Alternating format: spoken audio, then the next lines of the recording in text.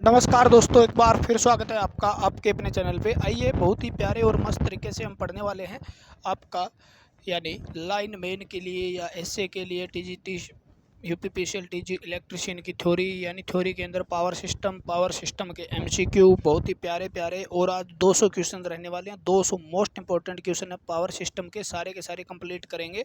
यानी आप बने रहिएगा और आपको बहुत ही प्यारा प्यारा कंटेंट मिलने वाला है यहाँ पे। ठीक है, उससे पहले मैं आपको ये बता देता हूँ कि अगर आप क्लास नोट्स चाहते हैं और 101 रुपये में प्राप्त कर सकते हैं। 98 126 55 040 95% आपके लगभग क्वेश्चन कवर इसी से हो जाएंगे। कहीं से भी क्वेश्चन लगाइए, चाहे प्रीवियस ईयर क्वेश्चन लगाइए, क्योंकि सब कुछ ध्यान में रखते हुए आपको कंटेंट प्रोवाइड करवाया गया है। बहुत ही प्यारे नोट्स हैं और बहुत ही प्यार से बनाए गए हैं, बहुत ही बढ़िया। और आपको एक एक बात समझ में आएगी क्योंकि इस तरीके से तैयार किए गए हैं। क्लास नोट्स है, जिस तरीके से पढ़ाया जाता है, इंपॉर्टेंट रहते हैं, पेपर के लिए हर जगह इंपॉर्टेंट रोल अदा करते हैं। तो आज के लिए आपको पता ही है कितने क्वेश्चन दिखाई दे रहे होंगे, सारे के सारे हम कंप्लीट करेंगे। लंबी क्लास रहेगी, डेली आपकी चली रही है क्लास। इसके बाद एक चैप्टर और रहता है, उसके बाद आपका कंप्लीट हो जाएगा। यानी जो भी काम करते हैं कंप्लीट करते हैं। आपको पता भी होगा जितने भी जुड़े हैं उनको बहुत ही फ़ायदा हुआ होगा। अपने कंटेंट के अंदर उनका बहुत ही हाथ जो तंग था वो आज बहुत मजबूत हो चुका है और इलेक्ट्रिशियन उनके लिए बहुत आसान लगने लगी है। बाकी सब्जेक्ट से भी इलेक्ट्रिशियन आसान लगने लगी है। जब शुरुआत की थी तो यही कहा था भाई इलेक्ट्रिशियन हमारे साथ जुड़े रहिए, इलेक्ट्रिशियन का बिल्कुल हलवा बना देंगे। और हलवा नहीं बनाया तो कमेंट करके बता सकते हो, बिल्कुल हलवा हो गया। बिल्कुल सारी चीज़ें मुश्किल लगती है, लेकिन इलेक्ट्रिशियन की थ्योरी पढ़ने का दिल करता है। सारा दिन भी यही पढ़ते रहें, यही पढ़ते रहें, यही पढ़ते रहें।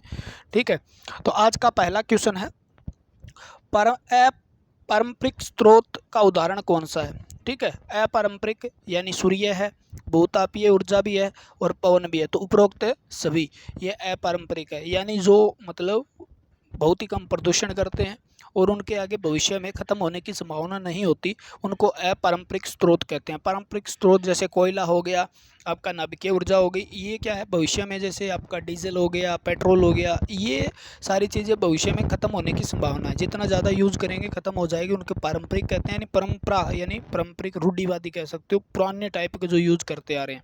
ठीक है, जैसे लकड़ी हो गई। जिस स्थान पर विद्युत का उत्पादन होता है उसे कहते हैं। आप आंसर देते जाइएगा, आपका कॉन्फिडेंस बढ़ेगा और देखिएगा कितने क्वेश्चन गलत हैं कितने सही हैं। ठीक है, पावर सिस्टम इंपॉर्टेंट चैप्टर आपका, सारे वैसे इंपॉर्टेंट ही है। पावर सिस्टम की ज़्यादा क्वेश्चन है तो सारे हम करेंगे। जिस स्थान पर विद्युत का उत्पादन होता है उसे क्या कहते हैं, पावर स्टेशन, सब स्टेशन और ग्रिड स्टेशन। तो इसको हम क्या कहते हैं, जहाँ पर उत्पादन होता है उसे जनरेटिंग स्टेशन या उत्पादन केंद्र कहते हैं, या हम उसे कहते हैं पावर हाउस। या कहते हैं पावर हाउस यानी शक्ति गृह बोल देते हैं उसको। किस ढालू सुरंग के द्वारा जल टरबाइन तक पहुंचा जा एक सुरंग सी बनाई जाती है जिसके द्वारा जल टरबाइन तक पहुंचाया जाता है, यानी जल को टरबाइन तक पहुंचाने का काम करता है, जो अल्टरनेटर घुमाकर बिजली उत्पन्न करेगा। सुनते रहिएगा, सुनने में ज़्यादा फायदा होगा। ठीक है, कहते हैं तो control gate, reservoir, penstock. तो उसको क्या कहते हैं, सभी को पता है, तो पेन स्टॉक कहते हैं। ठीक है ना। और सरज टैंक इसके लिए क्या बनाया जाता है, इसकी सुरक्षा के लिए सरज टैंक का निर्माण किया जाता है। परमाणविक यानी nuclear electrical energy power plant में विद्युत ऊर्जा पावर प्लांट में कौन सा ईंधन प्रयोग होता है। तो वहाँ पर यूरेनियम या थोरियम का प्रयोग करते हैं। सबको पता है यूरेनियम या थोरियम का प्रयोग किया जाता है। यानी आपकी एटॉमिक जो है या न्यूक्लियर पावर प्लांट है उसके ऊर्जा के स्रोत किस विधि द्वारा ऊर्जा प्राप्त की जाती है। तो नाभिकीय विखंडन द्वारा। किसके द्वारा, नाभिकीय विखंडन यानी न्यूक्लियर फिजन जिसको बोला जाता है।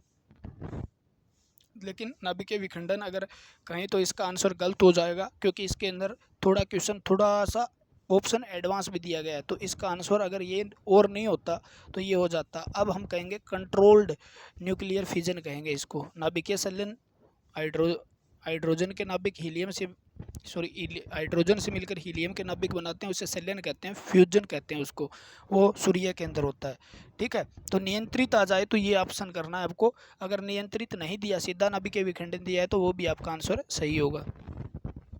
अच्छे शीतक के रूप में न्यूट्रॉन अवशोषित करने की क्षमता किसमें होती है। यानी एक अच्छा क्यूलेंट होता है जिसे न्यूट्रॉन को अब्जॉर्ब करने का काम करता है, तो उसकी क्षमता होती है अच्छे की बहुत अधिक होती है, अत्यधिक होती है, ठीक है ना। अच्छा है तो क्या होगी, कम होती है। न्यूट्रॉन अवशोषित करने, कूलेंट की बात कर रहा है ये, किसकी बात कर रहा है, कूलेंट की बात कर रहा है, यानी ठंडा करने वाला जो है उसको न्यूट्रॉन अवशोषित करने की आवश्यकता नहीं होती, तो उसकी क्या होनी चाहिए, कम होनी चाहिए। क्या होनी चाहिए, उसकी कम आंसर होएगा। ठंडा करने वाला, हवा में किस ऊर्जा का रूपांतरण पवन चक्की करता है, तो हवा के किस ऊर्जा का रूपांतरण हवा को किस में बदलता है, तो हवा को आपका हवा के किस ऊर्जा का रूपांतरण, हवा के किस ऊर्जा, हवा में कौन सी ऊर्जा होती है, तो हवा के अंदर कौन सी होती है, काइनेटिक एनर्जी होती है, यानी गति होती है, गति के कारण प्राप्त ऊर्जा होती है। तो गति ऊर्जा को वो क्या करता है, पवन चक्की जो है आगे किस में बदलेगा, विद्युत ऊर्जा में बदलने का काम करेगा। क्लियर है। 14 किलो वोल्ट 400 किलोवोल्ट के विद्युतिक पावर को पावर प्लांट से ग्रिड स्टेशन तक लाना क्या कहलाता है, 400 किलोवाट के विद्युत पावर को पावर प्लांट से ग्रिड तक लाना क्या कहलाता है, 400 किलोवोल्ट है, 400 किलोवोल्ट को ले आने के लिए क्या कहलाएगा, प्राइमरी ट्रांसमिशन कहलाएगा। क्या कहलाएगा, प्राइमरी ट्रांसमिशन। वितरण केंद्र से उपभोक्ता तक पहुंचाने वाली लाइन को क्या कहता है, वितरण केंद्र से यानी डिस्ट्रीब्यूशन सेंटर से जो कंज्यूमर तक है, ठीक है, आपका उपभोक्ता तक पहुंचाने वाली लाइन को क्या कहते हैं, तो उस लाइन को हम क्या कहते हैं, सर्विस लाइन कहते हैं। क्या कहते हैं, सर्विस लाइन कहते हैं। डिस्ट्रीब्यूशन सब स्टेशन से उपभोक्ताओं के लोड सेंटर तक संचरण क्या कहलाता है, डिस्ट्रीब्यूशन सब स्टेशन से उपभोक्ताओं के लोड सेंटर तक पहुंचाने का क्या कहलाता है, तो वो सेकेंडरी डिस्ट्रीब्यूशन कहलाता है। क्या कहलाता है, सेकेंडरी डिस्ट्रीब्यूशन कहलाता है। देखो कितने क्वेश्चन, अलग अलग प्रकार के क्वेश्चन निकल के आ रहे हैं। 11 नंबर का आंसर क्या होगा,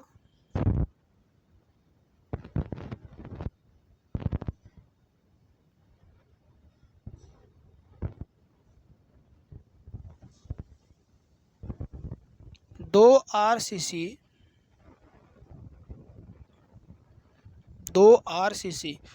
ठीक है ना।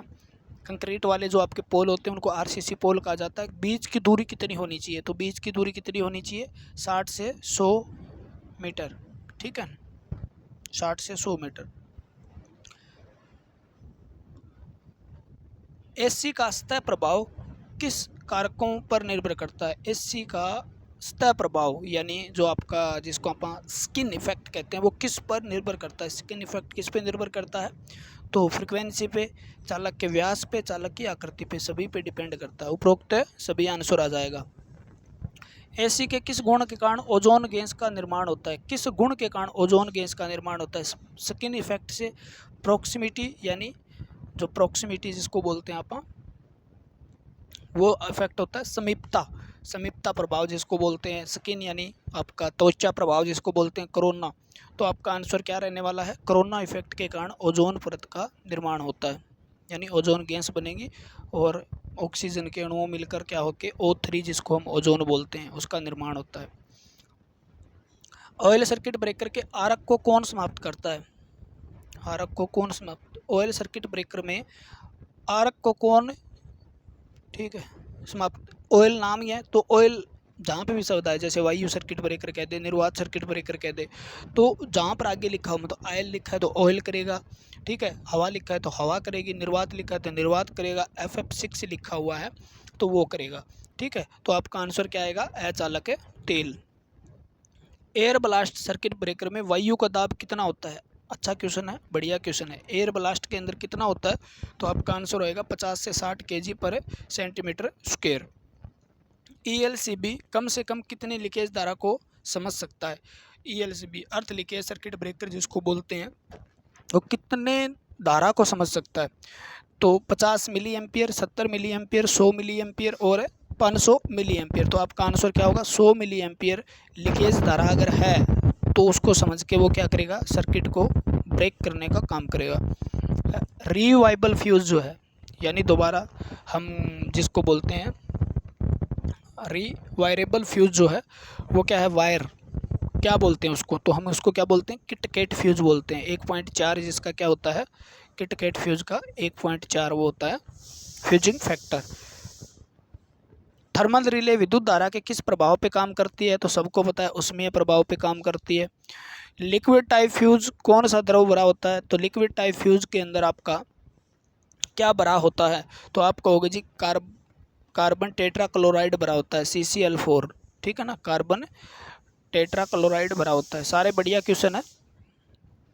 निर्वात सर्किट ब्रेकर में हवा का दाब पारे का कितना mm रखा जाता है? नहीं, हवा यानी निर्वात सर्किट ब्रेकर में हवा का दाब पारे का कितना रखा जाता है, यानी पारे से कंपेयर किया गया है और कहा गया अभी वैक्यूम सर्किट ब्रेकर है VCB, ठीक है, उसके अंदर पारे का कितना दाब रखा जाता है? तो आपको आंसर देना होगा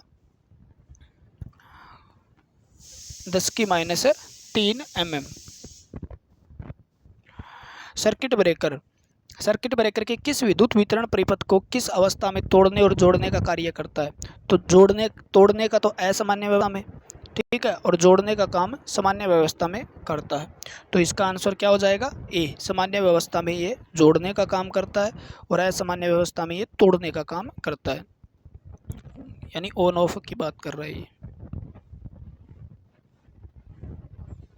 किस उद्देश्य से सर्किट ब्रेकर में तेल भरा जाता है? आग को बुझाने के लिए, नॉर्मल सी बात है, चिंगारी को बुझाने के लिए और संयोजकों को ठंडा करने के लिए, यानी कनेक्टर जो होते हैं उनको ठंडा करने के लिए और परिपथ को तोड़ते समय पैदा हुई चिंगारी को बुझाना। तो ऑप्शन क्या हो जाएगा? डी आपका सही हो जाएगा। निम्नलिखित में से कौन सी दो प्रकार की ट्रिपिंग व्यवस्था सर्किट ब्रेकर में होती है? ट्रिपिंग व्यवस्था किस प्रकार की, दो प्रकार की व्यवस्था होती है इसके अंदर, और कौन सी होती है ये पूछा गया है। श्रेणी अतिभार कुंडली एवं निम्न वोल्टता कुंडली। श्रेणी अतिभार, ठीक है ना, यानी सीरीज ओवरलोड ट्रिपिंग कुंडली एवं संट ट्रिपिंग कुंडली। तो ये सही है, श्रेणी यानी ओवरलोड और ट्रिपिंग कुंडली और संट ट्रिपिंग कुंडली होती है। एक श्रेणी अतिभार ट्रिपिंग कुंडली होती है, दूसरी संट ट्रिपिंग कुंडली होती है। किस प्रकार की युक्ति सर्किट ब्रेकर में शॉर्ट सर्किट अवस्था में ट्रिपिंग के लिए प्रयोग की जाती है? यानी किस प्रकार की युक्ति है जो सर्किट ब्रेकर में शॉर्ट सर्किट कंडीशन के अंदर ट्रिपिंग के लिए प्रयोग की जाती है, यानी ट्रिप करवाने के लिए प्रयोग की जाती है? तो आपका आंसर क्या रहेगा? चुंबकीय व उसमें है, ठीक है ना, मैग्नेटिक व थर्मल। खालिस्तान में अनुच्छरण योग्य पुर्जा नहीं है, यानी मरम्मत योग्य कोई भी पुर्जा नहीं होता, यानी आप कह सकते हो कोई भी मेंटेनेंस योग्य पुर्जा नहीं होता। तो आप कहोगे मिनिएचर सर्किट ब्रेकर यानी MCB। विशेषकर किस अवस्था में स्रोत को विसंयोजित यानी डिस्कनेक्ट करने का काम करता है ELCB का प्रयोग किया जाता है? विशेषकर किस अवस्था में भी, एक कौन सी अवस्था है जिसमें क्या कर दे, विव्यवस्था पैदा होने के कारण सर्किट ब्रेकर जो है वो डिस्कनेक्ट कर दे सप्लाई को? तो ELCB का प्रयोग किस लिए होता है? तो शॉर्ट सर्किट, अर्थ दोष, और यानी इसका नाम क्या है? अर्थ लीकेज सर्किट ब्रेकर। तो आप कहोगे अर्थ दोष के कारण, यानी अर्थ फॉल्ट आ जाए तो उसको क्या करेगा, सप्लाई को डिस्कनेक्ट करने का काम करता है। 250 वोल्ट में कम होता है, निम्न में से 250 वोल्ट क्या कम होता है? तो आप कहोगे लो टेंशन, ठीक है ना, तो आप क्या कहोगे? लो टेंशन 250 वोल्ट से कम होता है, मीडियम टेंशन 650 वोल्ट तक। किसी खंबे का कितना भाग सामान्य भूमि में दबाया जाता है? ठीक है, खंबे की कुल लंबाई का दूसरा भाग, खंबे की कुल लंबाई का तीसरा भाग, खंबे की कुल लंबाई का छठा भाग और खंबे की कुल लंबाई का 10वां भाग। तो इसका आंसर होगा खंबे की लंबाई का छठा भाग है, किस में दबाया जाता है? भूमि में दबाया जाता है। जब एक खंबे पर वितरण लाइन तथा स्ट्रीट लाइट दोनों स्थापित हो तो दो खंभों का प्रास मीटर से अधिक नहीं होना चाहिए। बात कहने और सुनने की है, खंबे की वितरण लाइन है, डिस्ट्रीब्यूशन लाइन है, उस पर स्ट्रीट लाइट यानी एक खंबे पे स्ट्रीट लाइट भी लगी है और साथ में डिस्ट्रीब्यूशन लाइन भी लगाई गई है। तो दोनों को स्थापित करना है तो उसके बीच के अंदर कितनी दूरी होनी चाहिए? ठीक है, खंभों का पारस्परिक यानी म्यूचुअल रेंज कितनी होनी चाहिए उसके बीच में? तो आप कहोगे जी उसका आंसर आपको देना पड़ेगा 45, ठीक है ना, कितनी होनी चाहिए? 45 मीटर होनी चाहिए। 30 नंबर क्वेश्चन है, किसी निम्न और मध्य वोल्टता सिरोपरी लाइन यानी ओवरहेड लाइन का कोई भी चालक तार सड़क के आर पार अवस्था में बोतल से खालिस्तान मीटर से कम ऊंचाई पर नहीं किया जाता। यानी अगर बात कर रहे हैं निम्न वोल्टता यानी लो वोल्ट और मीडियम वोल्टेज, अगर आपकी ओवरहेड लाइन है तो चालक तार अगर सड़क पार कर रहा है तो इससे कम दूरी नहीं होनी चाहिए।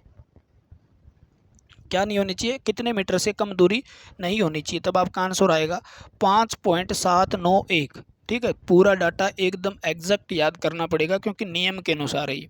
ठीक है, 5.791। किसी भवन की छत में किसी निम्न एवं मध्यम वोल्टता लाइन को चालक तार की ऊर्ध्व ऊंचाई मीटर से कम नहीं होनी चाहिए। भवन छत से निम्न व मध्यम, यानी अगर ओवर हेड लाइन जा रही है और वो छत से ऊपर से जा रही है तो छत से और तारों के बीच की दूरी पूछी है इसने, वो कितने से कम नहीं होनी चाहिए? तो आपका आंसर आएगा वो आपके लगभग 2.5 मीटर यानी 2.439 से कम नहीं होनी चाहिए। किसी उद्योगशाला को मुख्यतः 3 फेज लोड व सीमित प्रकाश लोड के लिए प्रयुक्त केबल का प्रयोग होता है। यानी 3 फेज लोड है और सीमित प्रकाश लोड के लिए यानी लिमिटेड आपकी लाइटिंग लोड है तो प्रयुक्त केबल है उसका प्रकार होना चाहिए। तो कैसा होना चाहिए तो आपको ही पता है। तो 3.5 करोड़, यानी 3.5 का मतलब हो गया अभी 3 तो पूरी और एक न्यूट्रल रखते हैं, वो क्या होता है? आधे व्यास की होती है। किससे? फेज से आधे व्यास की। तो ये बहुत ही मोस्ट इंपॉर्टेंट क्वेश्चन है, 32 नंबर आपका बार बार पूछा गया। 3.5 करोड़ के अंदर न्यूट्रल का व्यास कितना होता है? तो फेज से आधा होता है। ठीक है ना, तब उसे हम 3.5 कह देते हैं। किस लिए भूमिगत प्रकार के केबल में जालीदार कवच लगाया जाता है? यानी जालीदार कवच लगाने का कारण क्या है? तो इसका आंसर क्या रहेगा? यांत्रिक आघात यानी मैकेनिकल प्रोटेक्शन के लिए, यानी कोई भी मतलब यांत्रिक क्षति ना हो, चोट वोट का नुकसान ना हो, दाब वगैरह से बचाने के लिए इसका प्रयोग किया जाता है। हम जालीदार कवच कहते हैं उसको, आर्मरिंग। ठीक है। भूमि से कितनी गहराई पर 11 किलोवोल्ट हाई टेंशन केबल स्थापित किया जाता है? तो भूमि से कितनी गहराई पर, यानी कितनी गहराई होनी चाहिए कम से कम? तो 0.9 मीटर गहराई होनी चाहिए। 0.9 मीटर यानी 1 मीटर के समथिंग। कितनी ऊंचाई से अधिक ऊंचाई पर बस बार को स्थापित नहीं करना चाहिए? यानी ऊंचाई कितनी ऊंचाई से अधिक पूछा इसने, तो बस बार जो है वो स्थापित नहीं करना चाहिए। तो कितनी ऊंचाई से अधिक बस बार को स्थापित नहीं करना चाहिए? तो 3.25 मीटर यानी 2.75 मीटर। याद करने वाले क्वेश्चन है यहाँ तो लगभग, क्योंकि पावर सिस्टम में फार्मूले नहीं है, सिर्फ कंटेंट है और कुछ कंसेप्ट हैं और 30-40% सौदा है रट्टा मार। ठीक है ना, तो मार रट्टा दे मार रट्टा, मार रट्टा दे मार रट्टा। और ये इंपॉर्टेंट भी है पावर सिस्टम आपके लिए, क्योंकि आप जिस पोस्ट पे जा रहे हो वहाँ पर ये पावर सिस्टम के ही चलना है। ट्रांसमिशन लाइन क्या है इसके बारे में, ट्रांसफॉर्मर इंपॉर्टेंट हो जाता है, इसके अंदर आपकी लाइनें इंपॉर्टेंट हो जाती है, मीटर कहाँ लगाना चाहिए, सर्विस लाइन क्या होती है, फीडर क्या होता है, तो इनके बारे में क्वेश्चन पूछे जाने की संभावना रहती है। कई बार अगर वो भी पोस्ट से रिलेटेड कौन सा कंटेंट है और इसके बारे में अगर इलेक्ट्रिकल का बंदा है वो जानकार होता है तो वो इस प्रकार के क्वेश्चन डाल सकता है। तो आप इसको हल्के में न लें और क्वेश्चन को पढ़ें। ठीक है ना, नई चीज़ें हैं उनको आप एक्स्ट्रा लिख के याद करें। किसी उद्योगशाला में 50 हॉर्स पावर के लिए 3 फेज 415 वोल्ट 50 हर्ट्ज सप्लाई हेतु बस बार धारा वहन क्षमता कितनी होती है? ठीक है, तो उसकी धारा वहन क्षमता कितनी होती है? 3 15 100 एम्पियर तक इसको लगाया जाता है। यानी 3 फेज के अंदर 50 हर्ट्ज के लिए 50 HP के लिए 100 एम्पियर। 400 एम्पियर धारा वहन की सिरोपरी बस बार की लंबाई उत्पादित कितनी होती है? ठीक है, तो आपको ये रट्टा मारना है सीधा का सीधा, वैसे इनके फार्मूले होते हैं लेकिन आपको याद नहीं करना है। तो 1.33 जो क्वेश्चन है वो रट लो बस, फालतू रटने की जरूरत नहीं है। किस प्रयोग हेतु MCB का प्रयोग नहीं हो सकता? यानी कौन सा प्रयोग है जिसमें MCB का प्रयोग हम नहीं करते? मिनिएचर सर्किट ब्रेकर का प्रयोग करते ही नहीं है। चोरी से बचाना क्योंकि वो सील्ड होते हैं। ठीक है, तो सूक्ष्म अति धारा बचाव हेतु, रुक्ष अति धारा बचाव हेतु, परिपथ के नियंत्रण एवं बचाव हेतु, तो इसके बाकी तो होता है सूक्ष्म अति धारा यानी बिल्कुल लो करंट है उसके लिए MCB का प्रयोग नहीं करते, उससे बचना हो तो। टरबाइन को ताप शक्ति संयंत्रों में लगी होती है कि गति होती है? तो जो टरबाइन ताप शक्ति संयंत्र होते हैं यानी थर्मल पावर प्लांट के अंदर लगे होते हैं उनकी जो है गति कितनी होती है? तो आपका आंसर क्या रहेगा? 3000 राउंड पर मिनट यानी आरपीएम। किस आवृत्ति पर हमारे देश में विद्युत शक्ति का उत्पादन होता है? तो हमारे 50 हर्ट्ज। इंडिया के अंदर कितना होता है? 50। अमेरिका के अंदर 60 हर्ट्ज का होता है और भारत में ±3% मान्य योग्य है। भी ऊपर नीचे हो जाए तो कोई दिक्कत नहीं है। देश में डीजल लोकोमोटिव क्षमता कितनी होती है? तो डीजल लोकोमोटिव जो होता है उसकी क्षमता कितनी मानी जाती है? 2000 से लेकर 2500 हॉर्स पावर मानी जाती है। किस पदार्थ का प्रयोग सौर ऊर्जा उत्पादन में सोलर सेल में किया जाता है? तो सोलर सेल के अंदर सिलिकॉन का प्रयोग बहुत ज़्यादा होता है। किसका प्रयोग होता है? सिलिकॉन का प्रयोग होता है। अर्धचालक है एक प्रकार का, है ना। कौन से सौर सेल की वोल्टता, सौर सेल की वोल्टता जो होती है वो कितनी होती है? तो आप कहोगे जी 0.55 होती है। तो 0.5 वोल्ट आपका सही है। किस स्रोत द्वारा उपग्रहों में विद्युत ऊर्जा का प्रदान की जाती है? तो उपग्रह जो होते हैं आपके स्टेलाइट है, उनके अंदर किसका प्रयोग किया जाता है ऊर्जा के लिए? सौर सेल का।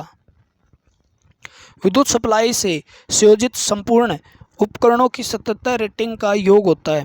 ठीक है ना, ये देखो 77 रेटिंग का योग होता है। तो संयोजित संपूर्ण उपकरण है, यानी टोटल जितने भी उपकरण आपने इंस्ट्रूमेंट लगाए हैं तो उनका योग क्या कहलाता है? भी कितना लोड है आगे। ठीक है, तो उसको हम क्या कहते हैं? संयोजित भार कहते हैं। ठीक है ना, क्या कहते हैं? संयोजित भार कहते हैं। अधिकतम मांग व संयोजित संपूर्ण भार का अनुपात जो होता है उसको हम क्या कहते हैं? तो अधिकतम मांग और संयोजित संपूर्ण भाग, मतलब टोटल भाग कितना है और मांग कितनी है, उस भाग को हम मांग फैक्टर कहते हैं, डिमांड फैक्टर कहते हैं। क्या कहते हैं? मांग गुणांक कहते हैं। भार गुणांक क्या होता है? तो भार गुणांक आपका होता है औसत मान बटे अधिकतम मांग। मान कितना है और अधिकतम मान मांग कितनी है, यानी एवरेज डिमांड और मैक्सिमम डिमांड का रेशियो होता है। निम्न में से कौन सा भार गुणांक अधिकतम मान होता है? कौन सा भार गुणांक यानी कौन सा डिमांड फैक्टर है वो अधिकतम मान होगा? यानी डिमांड फैक्टर का अधिकतम से अधिकतम मान क्या हो सकता है? 1 हो सकता है। ठीक है ना, कितना हो सकता है? 1 हो सकता है। और डिमांड फैक्टर आपको पता भी है, भार गुणांक, लोड फैक्टर पूछा। अच्छा, लोड फैक्टर का अधिकतम मान कितना होता है? 1 होता है। और लोड फैक्टर क्या होता है? औसत मान अधिकतम मान। तो अधिकतम मान हमेशा अधिक होगा। ठीक है ना, और औसत मान क्या होगा? कम होगा। ठीक है, कभी बराबर हो जाए तो 1 हो सकता है, 1 से ऊपर नहीं हो सकता। क्या होता है जब भार गुणांक का मान उच्च हो? भार गुणांक का मान अगर उच्च हो, लोड फैक्टर का मान अगर बहुत ही ज़्यादा हाई हो तो क्या हो सकता है? तो विद्युत ऊर्जा सस्ती उपलब्ध होती है। ठीक है, ये बात सही है। पहला, निम्न में से किस इकाई में उपभोक्ता का भार प्राय मापा जाता है? किस इकाई में उपभोक्ता का भार मापा जाता है? तो उपभोक्ता का भार किस इकाई में मापा जाता है? तो किलोवाट में। किस में मापा जाता है? किलोवाट में। कंज्यूमर जो है वो लोड किस में मापा जाता है? किलोवाट में। आपका मीटर भी किस में लगा होता है? भी किलोवाट। कितना किलोवाट है? 1 किलोवाट का है, 2 किलोवाट का, 3 किलोवाट का, 4 किलोवाट का, 5 किलोवाट का, इस प्रकार से लगा होता है ना। तो कितने वाट का है? किस मीटर द्वारा उपभोक्ता द्वारा व्यय ऊर्जा की गणना की जाती है? तो kilowatt hour metre, energy meter जिसको बोलते हैं आप, उसके द्वारा आपके द्वारा खर्च की गई ऊर्जा का गणना की जाती है। कौन सी धारा मनुष्य के लिए निश्चित रूप से घातक है? तो निश्चित रूप से घातक आपकी 100 मिली एम्पियर से ऊपर जो धारा होती है वो निश्चित रूप से घातक होती है। ठीक है ना।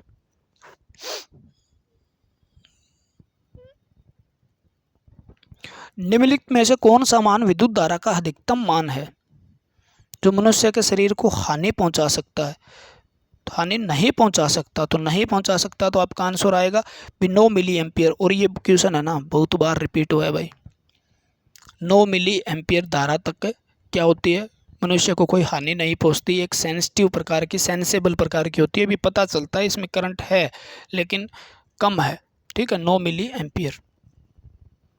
निम्न में से कौन सा लोड शेडिंग की विधि का उपयोग किया जाता है? यानी कौन लोड शेडिंग की विधि का उपयोग किया जाता है? कौन से लोड पे शेडिंग विधि का उपयोग किया जाता है? ठीक है, तो आप कहोगे जी वोल्टेज में कमी करना, आवृत्ति में कमी करना, क्षति को बढ़ाना। तो लोड ऑफ करना। आंसर क्या आएगा? लोड को ऑफ करने के लिए हमें क्या करते? शेडिंग विधि का प्रयोग करते हैं।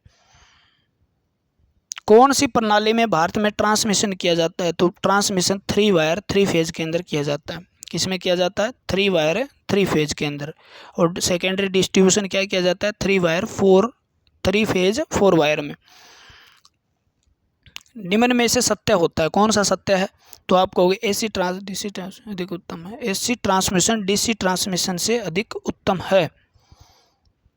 ठीक है, अधिक पावर ट्रांसमिशन के लिए ट्रांसमिशन वोल्टेज अधिक होना उपयुक्त है। अधिक पावर ट्रांसमिशन के लिए ट्रांसमिशन वोल्टेज कम होना उपयुक्त है। तो इसका सही आंसर जो होगा ट्रांसमिशन, बी ऑप्शन सही होगा। ठीक है ना, क्या होगा? अधिक पावर ट्रांसमिशन के लिए ट्रांसमिशन वोल्टेज ज़्यादा होगी तो वोल्टेज ड्रॉप कम होगा। ठीक है, और तार का साइज भी हम क्या हो जाएगा? कम हो जाएगा, करंट कम होने के कारण। पावर ट्रांसमिशन को वोल्टेज क्या होनी चाहिए? तो पावर ट्रांसमिशन में वोल्टेज क्या होनी चाहिए? अगर मित्यवता ध्यान रखा जाए, मित्यवता का मतलब कम खर्चे का ध्यान रखा जाए, भी खर्चा कम से कम हो। ठीक है, इकोनॉमिकल, मित्यवता का मतलब होता है इकोनॉमिकल। ठीक है, यानी कम खर्च। उच्च होनी चाहिए, निम्न होनी चाहिए। भी पावर ट्रांसमिशन में वोल्टेज क्या होनी चाहिए? तो वोल्टेज क्या होनी चाहिए? उच्च होनी चाहिए, जिसके कारण क्या होगा? लाइन सस्ती पड़ेगी। एक तो तारों का व्यास क्या हो जाता है? तार जो होते हैं उनका व्यास घट जाता है, क्योंकि वोल्टेज बढ़ाने पे करंट का मान कम हो जाता है, और कम करंट ज़्यादा वोल्टेज हम क्या करते हैं? बेचते हैं। कंडक्टर का साइज क्या होगा यदि वोल्टेज का मान n गुना बढ़ता है? वोल्टेज का मान अगर n गुना बढ़ता है तो कंडक्टर का साइज क्या होगा? तो आपको पता है विलोमानुपाती होता है, यानी n स्क्वायर उल्टा घट जाएगा। ठीक है ना, विलोमानुपाती होता है तो n स्क्वायर गुणा कम हो जाएगा। ठीक है, 1 मतलब 2 गुणा बढ़ाया जाता है तो कितना? 1/4, यानी चौथा भाग रह जाएगा साइज। सिस्टम के पावर फैक्टर को सुधारने के लिए जनरेटिंग स्टेशन द्वारा डिलीवर किए गए किलोवाट, यानी पावर फैक्टर को सुधारने के लिए जनरेटिंग स्टेशन द्वारा डिलीवर किए गए किलोवाट घटते हैं, बढ़ते हैं, अपरिवर्तित रहते हैं। ठीक है, तो आप पावर फैक्टर सुधरेगा तो किलोवाट जो है बढ़ेंगे। ऐसी डिवाइस जो पावर फैक्टर सुधारने के काम आती है, तो ऐसी डिवाइस कौन सी है जो पावर फैक्टर को सुधारने के काम आती है? तो पावर फैक्टर सुधारना है तो हमें क्या करना चाहिए? अग्रगामी रिएक्टर पावर लेती है। ऐसी डिवाइस जो पावर फैक्टर सुधारने के काम आती है। पावर फैक्टर सुधारने के लिए तो हम क्या किसका इस्तेमाल करते हैं भाई? सिंक्रोनस मोटर का इस्तेमाल करते हैं, या हम कैपेसिटर का इस्तेमाल करते हैं। अग्रगामी रिएक्टिव पावर लेती है। ठीक है, अब 80 पावर लेती है, पश्चगामी रिएक्टिव पावर लेती है, एक्टिव पावर लेती है। नहीं, ये कोई क्वेश्चन का आंसर नहीं बनेगा इस हिसाब से जिस प्रकार से क्वेश्चन दे रखा है। अति उत्तेजित सिंक्रोनस मोटर, अति उत्तेजित सिंक्रोनस मोटर का शून्य भार पर किसकी तरह काम करती है?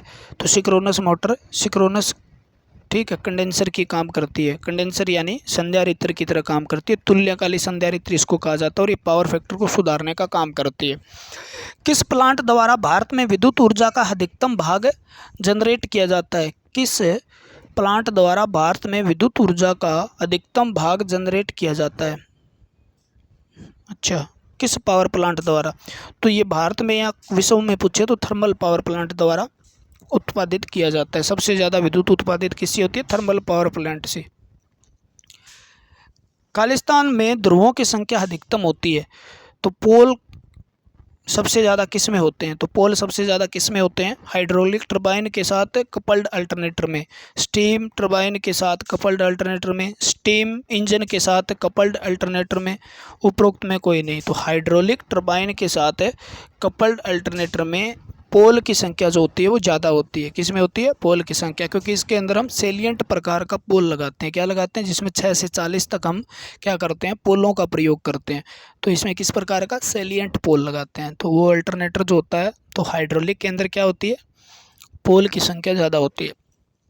स्पीड सबसे कम होती है, तो सबसे कम स्पीड जो होती है वो हाइड्रोलिक टरबाइन की होती है, क्योंकि इसकी स्पीड 375 से लेकर हम 1000 तक लेते हैं। ठीक है ना, क्योंकि इसमें क्या लगा होता है?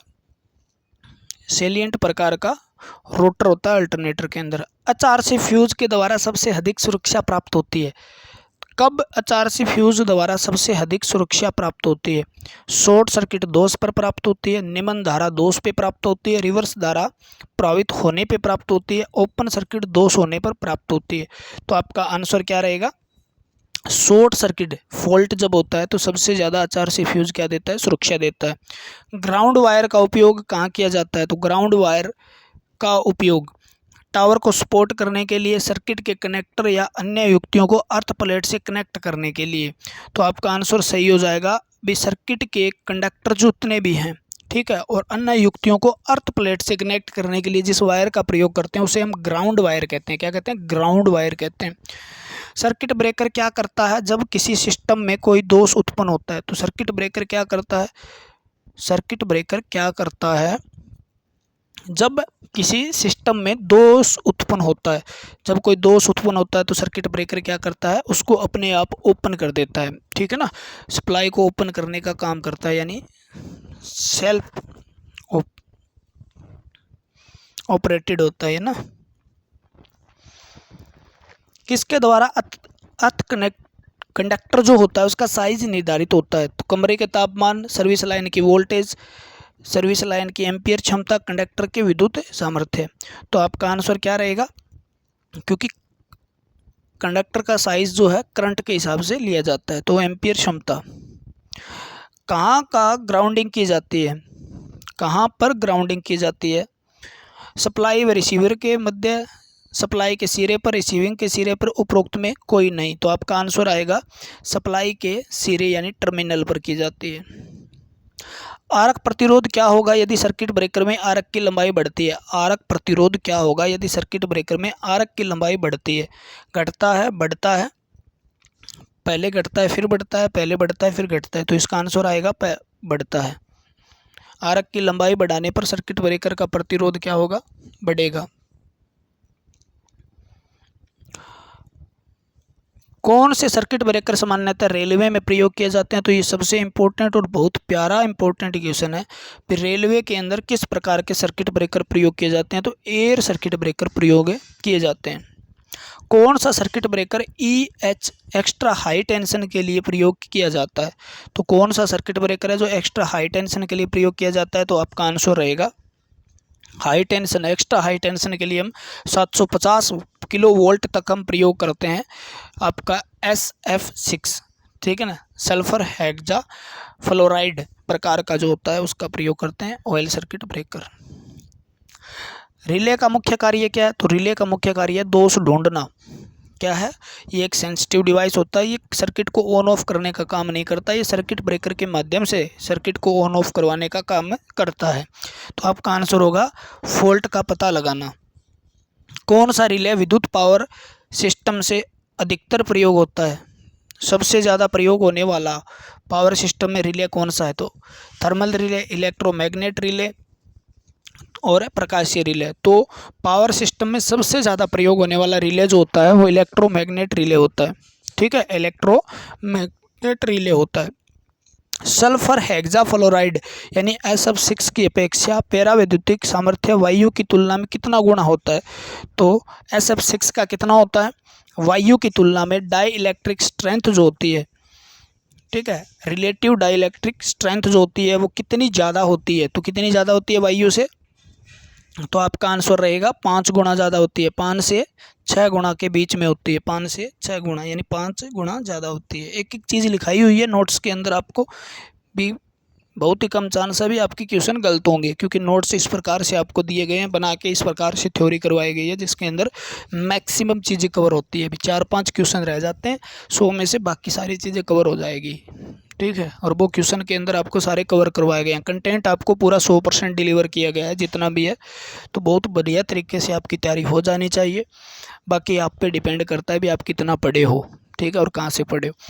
किस पर इंसुलेटिंग मटेरियल की विद्युत ब्रेक डाउन सामर्थ्य निर्भर करती है? यानी इंसुलेटिंग मटेरियल जो है, पूरे 200 क्वेश्चन आज, ठीक है, ब्रेक डाउन स्ट्रेंथ जो है वो किस पे निर्भर? दाब, ताप, आर्द्रता पर हाँ, पैरावैद्युतिक पदार्थ के अशुद्धियों पर यस, अप्लाइड वोल्टेज की प्रकृति पर यस, यानी दाब पे भी निर्भर करती है, ताप पे भी करती है और आर्द्रता पे, ह्यूमिडिटी पे भी निर्भर करती है।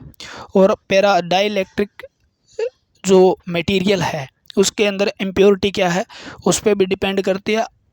अप्लाइड वोल्टेज जो होती है, ठीक है, उसका नेचर कैसा है उस पर भी डिपेंड करती है। तो उपरोक्त सभी आ जाएगा। संचरण लाइन का प्रभावी एसी प्रतिरोध डीसी प्रतिरोध की तुलना में क्या होता है? संचरण लाइन का प्रभावी प्रतिरोध पूछा इसने, तो प्रभावी प्रतिरोध क्या होता है? अधिक होता है, क्योंकि डीसी के अंदर सिर्फ और सिर्फ रेजिस्टेंस काम करता है प्रतिरोध के रूप में, लेकिन एसी के अंदर जेड यानी आपका, ठीक है,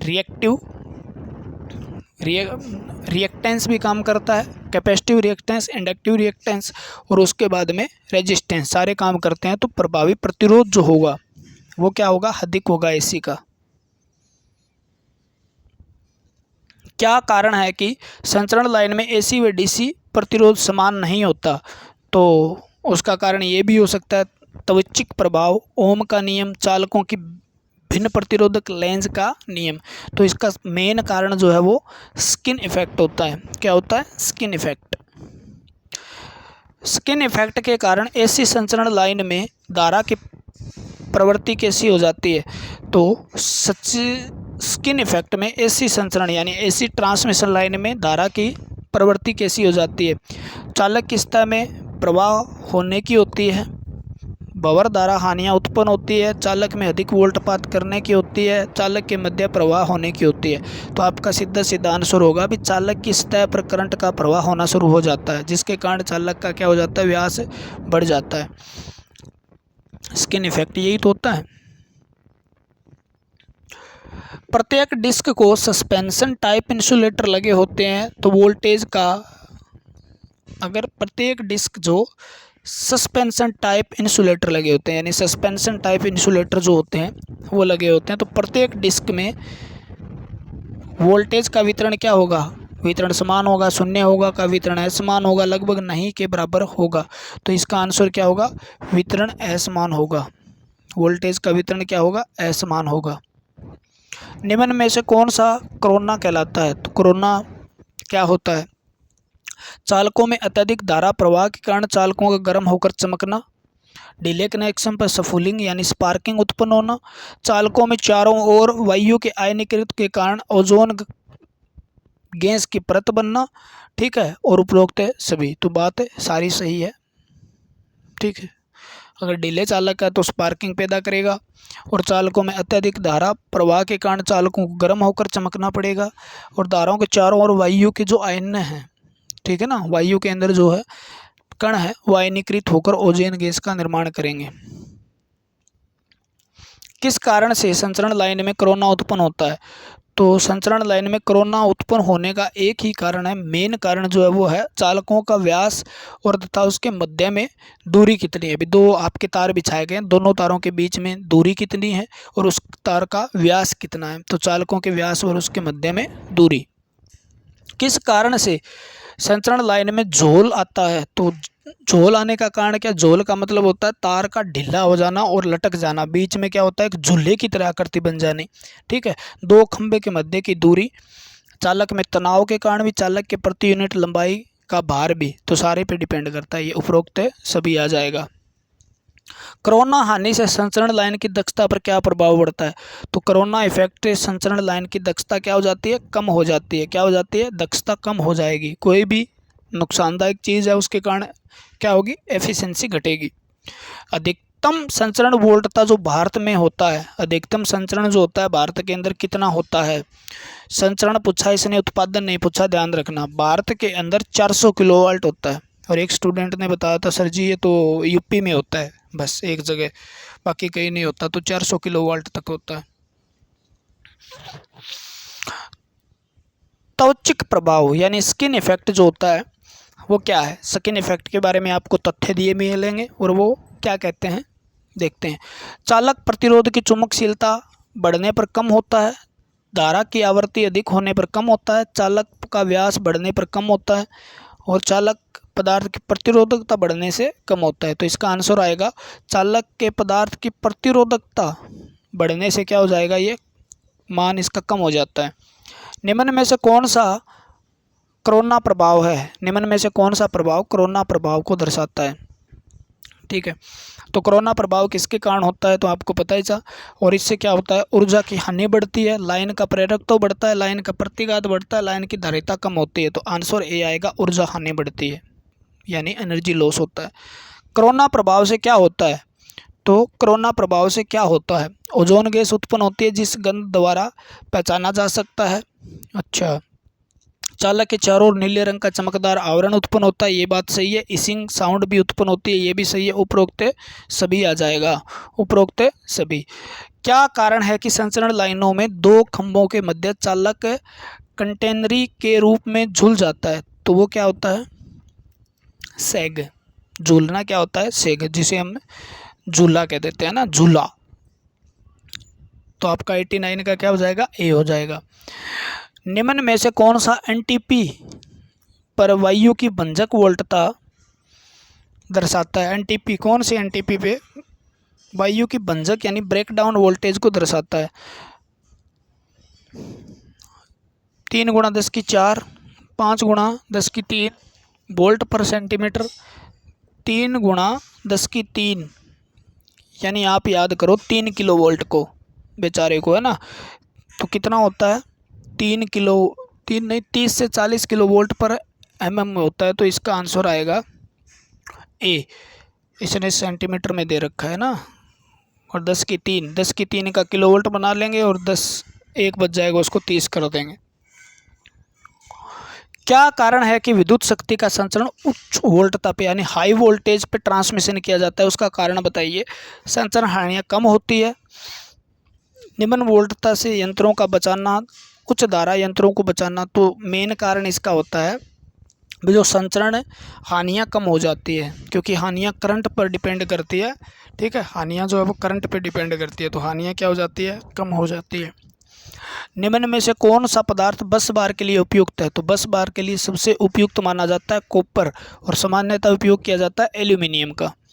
चालकों की पृथ्वी से न्यूनतम दूरी क्या होगी अगर संचरण वोल्टेज 400 किलो वोल्ट हो। अगर 400 किलो वोल्ट संचरण वोल्टेज है तो तार जो है पृथ्वी से कितनी कम से कम दूरी पे लगाने चाहिए, तो आपका आंसर आएगा 8.5 मीटर। कितना, 8.5 मीटर। किस लाभ के लिए केबल पर धात्विक कवच लगाए जाते हैं, तो किस लाभ के लिए धात्विक कवच लगाए जाते हैं यानी मेटालिक, ठीक है, कवच कवरिंग की जाती है। तो उसमें प्रतिरोध को कम करने के लिए, कोरोना प्रभाव को कम करने के लिए, स्थैतिक प्रतिबल की रक्षा करने के लिए। तो आपका आंसर होगा सभी के लिए। केबल में प्रयुक्त विद्युत रोधक पदार्थों की पेरविद्युतिक क्षमता क्या होती है। केबल में प्रयुक्त विद्युत रोधक पदार्थों की पेराविद्युत क्षमता क्या होती है, उच्च होनी चाहिए, सदैव 1 से कम होनी चाहिए, अनंत होनी चाहिए, कम होनी चाहिए। तो कितनी होनी चाहिए, तो आपका आंसर होगा उच्च होनी चाहिए, हाई होनी चाहिए। डाइलेक्ट्रिक स्ट्रेंथ क्या होनी चाहिए, बहुत ज़्यादा होनी चाहिए। किस लाभ के लिए केबलों पर कवच लगाया जाता है, नमी की सुरक्षा, धारिता कम करना, चालकों को यांत्रिक सुरक्षा प्रदान करना।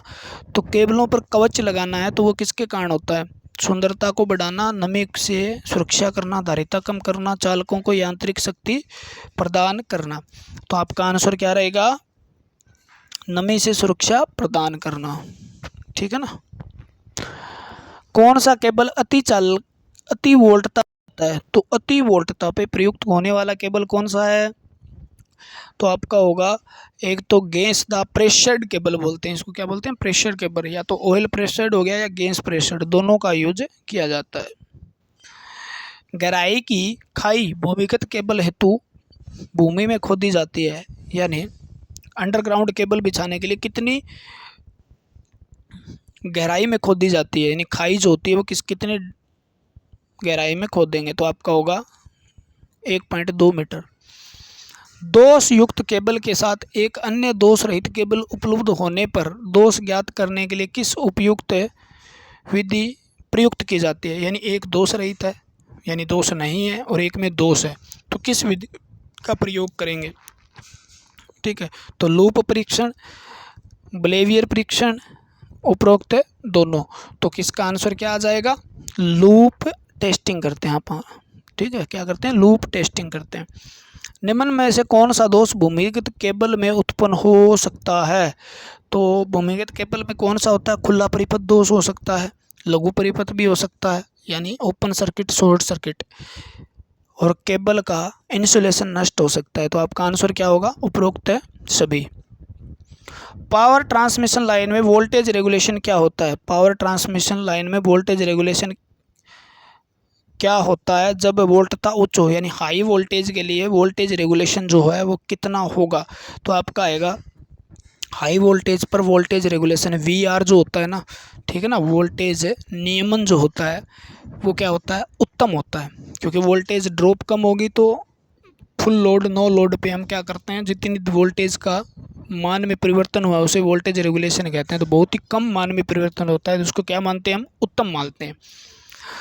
मुख्य ट्रांसमिशन लाइन के इधर उधर पावर फीड करने वाली ट्रांसमिशन लाइन, मुख्य ट्रांसमिशन लाइन जो होती है, ठीक है, उसके इधर उधर ट्रांसमिशन लाइन जो पावर फीड करती है उस ट्रांसमिशन लाइन को क्या कहते हैं? हमें तो नॉर्मल सी बात है, उसको हम क्या कहते हैं? सेकेंडरी। यानी main transmission line primary line है और उससे हम कोई मतलब नई शाखा निकालते हैं तो उसको हम क्या कहेंगे? सेकेंडरी ट्रांसमिशन कहेंगे। 230 वोल्ट सिंगल फेज लाइन तथा 3 फेज 400 वोल्ट लाइन जो विभिन्न घरेलू उपभोक्ता तथा उद्योगों को पावर सप्लाई करती है, 230 वोल्ट और 3 फेज 400 वोल्ट, तो उसको हम क्या कहते हैं? 230 वाले को सेकेंडरी डिस्ट्रीब्यूशन कहते हैं। क्या कहते हैं? Secondary distribution. कहाँ रे? सी ऑप्शन हो जाएगा। 104 का आंसर होगा विभिन्न सब स्टेशन को पावर फीड करती है, विभिन्न सब स्टेशन को पावर फीड करती है। तो कौन सी विभिन्न सब स्टेशन को तो पावर फीड करने का काम कौन करती है? सब स्टेशन को पावर फीड करने का प्राइमरी डिस्ट्रीब्यूशन, उपभोक्ता को पावर देने वाली सेकेंडरी डिस्ट्रीब्यूशन। किस कारण से ट्रांसमिशन लाइन में सामान्य स्टील पोल का उपयोग किया जाता है? उस कारण कौन सा है जिसके कारण स्टील पोल का उपयोग किया जाएगा? कम स्थान घेरते हैं, देखने में आकर्षक लगते हैं, यांत्रिक सामर्थ्य अधिक होता है, जीवन लंबा होता है, ठीक है ना। उपरोक्त तो दोनों हो सकते हैं, ए और बी, और कौन सा आंसर हो सकता है? ये सस्ते होते हैं। तो आपका आंसर होगा ए और बी। एक तो ये स्थान कम घेरते हैं RCC पोल के मुकाबले में और देखने में सुंदर भी लगते हैं, और इनकी मैकेनिकल स्ट्रेंथ जो होती है वो लंबी होती है, और इनका जो है लाइफ स्पेन भी क्या होता है? लंबा होता है, यानी जीवन काल लंबा होता है। ACSR की full form aluminium conductor steel reinforced, aluminium conductor steel reinforced. Transmission distribution line में इन्हीं का प्रयोग किया जाता है। किस कारण से ट्रांसमिशन लाइन में अधिकतर हानि होती है? तो प्रतिघात, धारिता, प्रतिरोध, प्रेरण। तो ट्रांसमिशन लाइन में हानि जो होती है वो किसके कारण होती है? आपका प्रतिरोध के कारण। किसके कारण होती है? प्रतिरोध के कारण। लाइन में हानियों पर क्या प्रभाव पड़ता है जब लोड का पावर फैक्टर घटता है? लाइन में हानियों पर क्या प्रभाव पड़ता है जब लोड का पावर फैक्टर घटता है? तो हानि बढ़ जाती है। क्या हो जाएगा? हानि क्या हो जाएगी? हानि बढ़ जाएगी। पावर फैक्टर जैसे ही घटता है तो हानि बढ़ेगी। क्या कारण है कि कंडक्टर का AC प्रतिरोध DC प्रतिरोध की तुलना में अधिक होता है? स्किन प्रभाव, निम्न वोल्टता, ठीक है ना। तो निम्न नहीं होती है तो उच्च होती है, नहीं AC DC तो निम्न होती है। AC प्रतिरोध DC प्रतिरोध की तुलना में अधिक होता है, यानी AC का प्रतिरोध जो है DC की तुलना में अधिक होता है। तो स्किन प्रभाव तो ठीक है, निम्न वोल्टता, उपरोक्त दोनों, ठीक है। तो इसका आंसर क्या हो जाएगा? उपरोक्त दोनों हो जाएगा। बहुत संतुलित भारों के लिए किस सिस्टम का प्रयोग किया जाता है? संतुलित भार है तो किस सिस्टम का प्रयोग करेंगे? 3 वायर 3 फेज सिस्टम का। शक्ति गुणक यानी पावर फैक्टर सुधारने की विधियां होती है स्थैतिक संधारित्र, तुल्यकाली द्रवणित्र और कला, देखो एक बोलते हैं इसको यहाँ स्टैटिक्स कैपेसिटर हो गया, ठीक है, और सिंक्रोनाइजिंग कैपेसिटर हो गया, ठीक है, और फेज एडवांसर हो गया, ठीक है। तो उपरोक्त सभी आंसर आ जाएगा। निम्नलिखित में से कौन सा फ्यूज है? निम्नलिखित में से कौन सा फ्यूज है? HRC भी फ्यूज होता है, किटकेट भी फ्यूज होता है, कार्टिलेज भी फ्यूज होता है। तो आपका आंसर होगा कार्टिज फ्यूज भी होता है। तो उपरोक्त सभी। एमसीबी एक सर्किट ब्रेकर को संरक्षित करता है। एमसीबी जो है सर्किट ब्रेकर को सुरक्षा देता है। तो केवल शॉर्ट सर्किट से, केवल अति भार से शॉर्ट सर्किट और ओवरलोड दोनों से सुरक्षा देता है। ये एमसीबी क्या करता है, ओवरलोड और शॉर्ट सर्किट दोनों से सुरक्षा देने का काम करता है। यानी ये जो आपका चैप्टर है इसके अंदर आपकी अंडरग्राउंड केबल के भी क्वेश्चन है, पावर सिस्टम में आपके जनरेशन के भी क्वेश्चन है, और ट्रांसमिशन लाइन के भी क्वेश्चन है, और प्रोटेक्शन डिवाइस के भी क्वेश्चन है, कोरोना इफेक्ट, स्किन इफेक्ट उनके भी क्वेश्चन है, जो आपके लगभग कितने बनते हैं, जनरेशन, ऊर्जा, ठीक है ना, उसके बाद ट्रांसमिशन, डिस्ट्रीब्यूशन और प्रोटेक्शन डिवाइस, कोरोना इफेक्ट के अलग से क्वेश्चन दिए होते हैं। 5 चैप्टर के क्वेश्चन एक साथ है पावर सिस्टम के अंदर। यानी ये जो चैप्टर है तो 5 चैप्टर हो रहे हैं आपके आज, ठीक है ना। तो 5 चैप्टर हो रहे हैं, तो 5 चैप्टर के हिसाब से एनर्जी लेके आइएगा।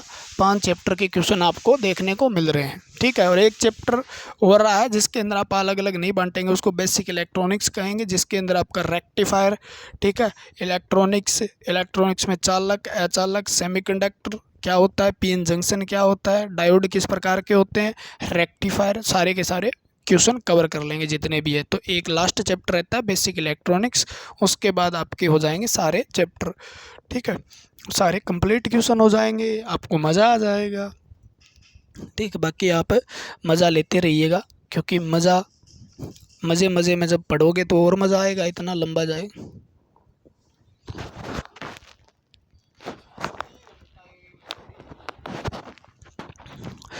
ठीक है, थोड़ा सा वेट करिएगा, थोड़ा सा शांति कर लेता हूँ मैं।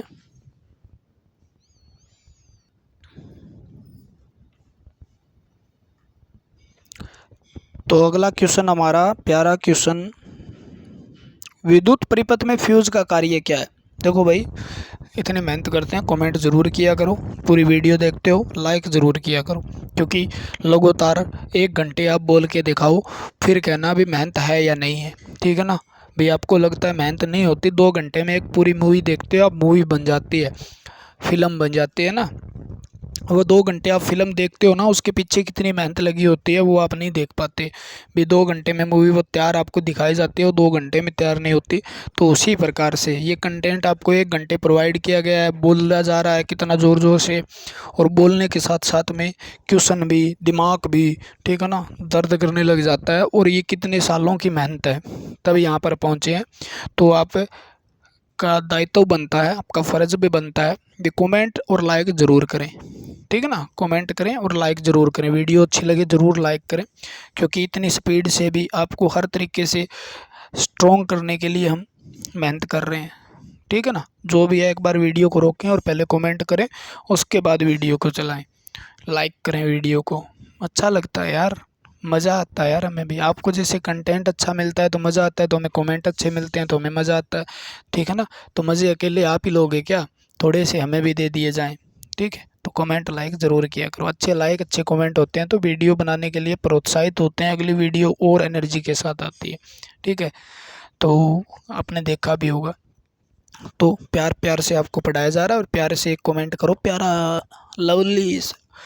114 नंबर क्वेश्चन पे आ चुके हैं हम, 199 क्वेश्चन आपके आज होने हैं। तो 114 है, विद्युत परिपथ में फ्यूज का कार्य क्या होता है। तो विद्युत झटकों से बचाना, धारा का प्रवाह नियमित करना, अति भार लघु पथन की सुरक्षा से परिपथ को तोड़ना। यानी ओवरलोड और शॉर्ट सर्किट से तोड़ने का कार्य क्या करता है, आपका फ्यूज करता है। तो फ्यूज क्या करता है, अति भार लघु पतन यानी शॉर्ट सर्किट इसे तोड़ने का काम करता है। एक शक्ति के अंदर का बाहर गुणांक खालिस्तान के रूप में परिभाषित किया जाता है। तो बाहर गुणांक, ठीक है ना। तो बाहर गुणांक पहले भी बताया था अपन ने, थोड़ी देर पहले ये क्वेश्चन आया हुआ है, ठीक है। तो बाहर गुणांक हम औसत भार के साथ अधिकतम मांग का अनुपात होता है, ऊपर औसत भार नीचे मैक्सिमम डिमांड जो होती है। विद्युत भू संपर्कन का प्रयोजन क्या है, यानी अर्थिंग का क्या कारण है। तो भू संपर्कन का प्रयोजन क्या है, तो स्थिर वोल्टेज प्राप्त करना, विद्युत के झटकों के खतरों को कम करना, बिजली की खपत घटाना और प्रतिरोध घटाना। तो अर्थिंग का मेन मुद्दा होता है बिजली के झटके जो होते हैं, करंट लगने से बचाना, शॉक से बचाना। फ्यूज से उड़ने या परिपथ के ट्रिप होने के कारण निम्नलिखित में से हो सकते हैं। ओवरलोड सर्किट, न्यूनतम फीडिंग लाइन, पैनल में सीमित सेवा क्षमता, 240 पावर सप्लाई। तो इसका आंसर क्या होगा बताइए। तो इसका आंसर ए की मैच करता है, वो है ए। फ्यूज के उड़ने तक परिपथ के ट्रिप होने का कारण निम्नलिखित में से कौन सा नहीं हो सकता। अच्छा, नहीं हो सकता दिया है क्या। ओवर लोडेड पैनल, सीमित सेवा क्षमता और 240। तो न्यूनतम फीडिंग लाइन होगी तब नहीं हो सकता। न्यूनतम पे काम नहीं करता, उच्च पे काम करता है ना फ्यूज। एक खराब बिजली के कनेक्शन। देखो ये नहीं वाला क्वेश्चन है, चाहे आप हो चाहे मैं हूँ, यहाँ पर गलती करते हैं। जब हमें कुछ आता है ना तो हम क्या करते हैं, भाग के ऑप्शन देखते हैं, क्वेश्चन पूरा नहीं देखते, उससे पहले ही ऑप्शन देख लेते हैं। तो ऑप्शन देखने पर नहीं छूट जाता है और उसके हिसाब से हम अपना प्यारा सा आंसर दे देते हैं। ठीक है ना। जैसे अभी ए देने वाला मैं था, लेकिन जैसे ही मेरी नज़र नहीं पे पड़ी तो आंसर बदल गया ना। एक खराब बिजली के कनेक्शन का प्रतिरोध सामान्य प्रतिरोध से कहीं अधिक होता है। निम्न में से जब सामान्य धारा प्रभावित होती है तो अत्यधिक ऊष्मा उत्पन्न हो सकती है। लोड के लिए सामान्य उपलब्ध कुल ऊर्जा घट सकती है। ठीक है, उपरोक्त है सभी। तो आंसर क्या होगा, भी प्रतिरोध अधिक हो जाता है, ये भी बात सही है। और जब सामान्य धारा प्रभावित होगी तो अधिक ऊष्मा उत्पन्न होगी, ये भी सही है। लोड के लिए सामान्य उपलब्ध कुल ऊर्जा घट जाएगी, तो लोड के अंदर जो ऊर्जा जा रही है उसका मान क्या हो जाता है, घट जाता है, ये भी सही है। पावर स्टेशन का कार्य क्या होता है। तो पावर स्टेशन का कार्य होता है विद्युत पर नियंत्रण करना, विद्युत वितरित करना। तो ये तो डिस्ट्रीब्यूशन से का होता है। ठीक है, विद्युत भंडारण करना, ये भी डिस्ट्रीब्यूशन सेकेंडरी डिस्ट्रीब्यूशन होता है। तो विद्युत का उत्पादन करना पावर स्टेशन कहलाता है, पावर हाउस कहते हैं जिसको आप। सी ऑप्शन हो जाएगा। 3 फेज 4 वायर सिस्टम का प्रयोग सामान्यतः निम्नलिखित के लिए किया जाता है। तो सेकेंडरी डिस्ट्रीब्यूशन के लिए। किसके लिए, सेकेंडरी डिस्ट्रीब्यूशन में 4 तार, एक तार क्या होती है, न्यूट्रल होती है, 3 फेज की होती है, RYB। फ्यूज वायर की रेटिंग सदैव निम्नलिखित में से व्यक्त की जाती है। फ्यूज वायर की रेटिंग वो एम्पियर में, फ्यूज वायर जो है एम्पियर में लिया जाता है। फ्यूज की रेटिंग किस में ली जाती है, एम्पियर में। केबल जब सड़क क्रॉस करती है तब इसे, यानी केबल जब सड़क क्रॉस करती है तो इसे क्या करना चाहिए, सड़क के ऊपर से ले जाना चाहिए, ज़मीन के भीतर मिट्टी में दबा के ले जाना चाहिए। कंपनों का अवशोषण करने के लिए लकड़ी बुरादे से ढक देना चाहिए, पाइप या कंड्यूट में बिछाया जाना चाहिए। तो इस क्वेश्चन का आंसर आपका हो जाएगा डी, यानी जब भी सड़क क्रॉस करती है तो नॉर्मली तो हम बुरादे वगैरह का प्रयोग कर लेते हैं, उसे ढक देते हैं, लेकिन सड़क जब क्रॉस करती है अभी केबल पे प्रेशर न पड़े इसलिए हम उसको कंड्यूट वगैरह या पाइप वगैरह से लेके जाते हैं। कंड्यूट छोटी पाइप ही होती है एक प्रकार की। 2 विद्युत कॉन्टैक्ट के बीच स्पार्किंग घटाने के लिए निम्नलिखित में से क्या लगाया जाता है। कॉन्टैक्टर के साथ पैरेलल में कैपेसिटर, प्रत्येक संपर्क के साथ श्रेणी में कैपेसिटर, लाइन में प्रतिरोध। तो इसका आंसर होगा आपका संपर्क के साथ, यानी कॉन्टैक्टर के साथ समांतर क्रम में कैपेसिटर लगाकर इंडक्टिव प्रभाव हम घटा देते हैं, जिसके कारण स्पार्किंग क्या होगी, कम। हाई इंडक्टिव होने के कारण स्पार्किंग होती है, इंडक्टिव लोड होता है तब। अर्थिंग क्यों आवश्यक होती है, झटके से सुरक्षा देने के लिए, विद्युत झटके से सुरक्षा देने के लिए। घरों की वायरिंग में स्विच कौन सी तार पर लगाया जाता है। तो स्विच फेज वायर पे लगाया जाता है। किस पे लगाया जाता है, फेज वायर पर। निम्न में से पावर हाउस का प्रकार नहीं है। निम्न में से कौन सा पावर हाउस का प्रकार नहीं है। तो डीजल, इलेक्ट्रिकल, हाइड्रो, थर्मो सारे होते हैं, तो चुंबकीय इलेक्ट्रिक नहीं होता। भू प्रतिरोध है, एक उपकरण द्वारा मापा जाता है। तो भूमि का प्रतिरोध आपका अर्थ टेस्टर से, मेगर से मापा जाता है। ठीक न किए गए शॉर्ट सर्किट का सबसे गंभीर परिणाम क्या हो सकता है। आग, फ्यूज का उड़ना, न्यूट्रल से उच्च धारा, इंसुलेशन खराब होना। तो ये सबसे खतरनाक जो होगा उसका होगा आग लग सकती है शॉर्ट सर्किट से, बहुत ज़्यादा धारा बहने के कारण। बंडल चालक जो होते हैं, यानी आपके चालक जो है उनका बंडल बनाया गया है, ठीक है ना, प्रयोग करके कोरोना के निर्माण में क्रिटिकल वोल्टेज घटेगी, यानी कोरोना के निर्माण के लिए क्रिटिकल वोल्टेज घटेगी, बढ़ेगी। तो आपका आंसर रहेगा जब बंडल का प्रयोग करते हैं तो क्रिटिकल वोल्टेज का मान बढ़ता है, ठीक है ना। क्रिटिकल वोल्टेज का मान क्या होता है, बढ़ता है। शॉर्ट सर्किट को किसके द्वारा पहचाना जाता है, शॉर्ट सर्किट को किसके द्वारा पहचाना जाता है, उच्च धारा प्रवाह, ठीक है, पहला ही ऑप्शन हो जाएगा। विद्युत धारा का प्रवाह अनंत हो जाता है, अधिकतम हो जाता है, उससे पहचान सकते हैं। आउटपुट व इनपुट का अनुपात, आउटपुट का इनपुट का अनुपात पूर्ण दिवस क्षमता यानी फुल डे एफिशिएंसी होता है, ठीक है। फुल डे एफिशिएंसी पहले बात तो हम डिस्ट्रीब्यूशन सिस्टम जो होता है उसके अंदर मापते हैं, ठीक है। और दूसरी बात है इसको 24 घंटे में मतलब आपने कितनी बिजली दी और कितनी खर्च आउटपुट गया, कितनी खर्च हुई, तो उनके अनुपात को मापना कहलाता है। तो किलोवाट आवर 24 घंटों के दौरान। 340 किलोमीटर लाइन को खालिस्तान रूप में जाना जाता है। तो मध्यम लाइन, छोटी लाइन, बहुत छोटी लाइन, लंबी लाइन। तो 310 वाली को किस में जाना जाएगा, तो आपको सबको पता है भैया, सबको पता है, उसे लंबी लाइन कहते हैं, ठीक है ना। 80 किलोमीटर तक के लघु लाइन, 80 से 200 तक है मध्यम लाइन, 200 से ऊपर है लंबी लाइन। तो इसका आंसर क्या होगा, लंबी लाइन, यानी लंबी लाइन। त्वचीय प्रभाव केवल आवृत्ति पर दृश्य होता है। जो स्किन प्रभाव होता है तो वो किस पे डिपेंड करता है, आवृत्ति पे। और जितनी ज़्यादा आवृत्ति होगी उतना ज़्यादा होगा। तो इसे, क्योंकि डीसी में तो ये होता ही नहीं है स्किन इफेक्ट, एसी में होता है। तो एसी में किसके कारण होता है, फ्रिक्वेंसी कारण। अगर उच्च आवृत्ति है तो ज़्यादा स्किन प्रभाव देखने को मिलेगा। इनमें से कौन सा सर्किट ब्रेकर का हिस्सा नहीं है, इनमें से कौन सा हिस्सा सर्किट ब्रेकर का नहीं है। कंजर्वेटर, स्थिर और चालित संपर्क ये तो होता ही है। संचालक तंत्र ये भी होता है, विस्फोट पात्र ये भी होता है, ठीक है ना। तो ये कंजर्वेटर ट्रांसफार्मर का हिस्सा होता है। एक वितरण प्रणाली में प्रमुख लागत जो होती है वो लागत है, यानी वितरण प्रणाली में सबसे ज़्यादा लागत किसकी होती है। तो आपका आंसर स्पष्ट है, सामने दिखाई दे रहा है। सबसे महंगा होता है वितरण ट्रांसफार्मर। सामान्य तौर पर लाइटिंग अरेस्टर के करीब स्थित होता है, बस बार के, आइसोलेटर के, सर्किट ब्रेकर के, ट्रांसफार्मर के। तो आपका आंसर होगा लाइटिंग अरेस्टर को हम ट्रांसफार्मर की सेकेंडरी वाइंडिंग के पास लगाते हैं। इन कथनों पर गौर करें, जरूर करेंगे जी, आपने कहा है तो करना ही पड़ेगा, जरूर करेंगे कथनों पर गौर। HRC फ्यूज की तुलना में पुनः तारीकृत, यानी तारीकृत का मतलब हो गया रीवायरेबल फ्यूज में क्या होगा, कोई एजिंग नहीं होती, उच्च संचलन चाल होती है, उच्च रैप्चरिंग क्षमता होती है। तो आपका आंसर क्या आएगा, सब सही है।